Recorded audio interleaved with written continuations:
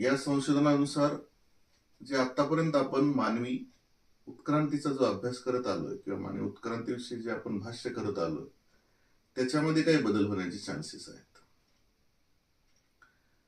ते कसे बदल होतील ते आपण नंतर बघूयात. पण आतापर्यंत आपण पाहत आलो की मानवी उत्क्रांतीचा जो इतिहास आहे त्याच्यामधील ज्या प्रजाती आहेत ते काही टप्प्यामध्ये आपण बसवतो. अगदी सुरुवातीपासून जर पाहायला गेलं तर ऑस्ट्रालोपिथेकस ही एक प्रजाती आहे. दुसरी प्रजाती आहे होमो हॅबिलिटीज. तिसरी आहे होमो इरेक्टस. त्यानंतर आहे निएंडरथल आणि अगदी शेवटी आहे होमोसेपियन्स.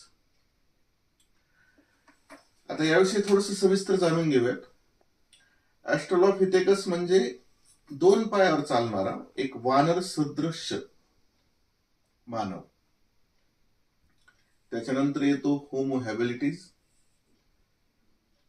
या प्रजातीमध्ये डायरेक्ट हाताने शिकार करण्याऐवजी मानवाने हाताने बनवलेली अशी काही साधने उपलब्ध केली, अशी काही साधने बनवली की ज्याने तो शिकार करत असे किंवा बाकीचे त्याचे जे दैनंदिन काम आहे तो करत असे. त्याच्यानंतर होमो इरेक्टस ही खूप महत्वाची प्रजाती मानली जाते, कारण होमो इरेक्टस पासून मानव हा पायावरती चालू लागला. त्याचा जो पाठीचा मणका आहे तो सरळ झाला आणि तो पायावर चालायला लागला. याने सुरुवातीला अग्नीचा वापर केला. अग्नीचा वापर करून त्याने शिकार केली. अग्नीचा वापर करून अन्न शिजवलं. अशा पद्धतीचा होमो इरेक्टस. त्याच्यानंतर आपण निएंडरथलचा उल्लेख करतो.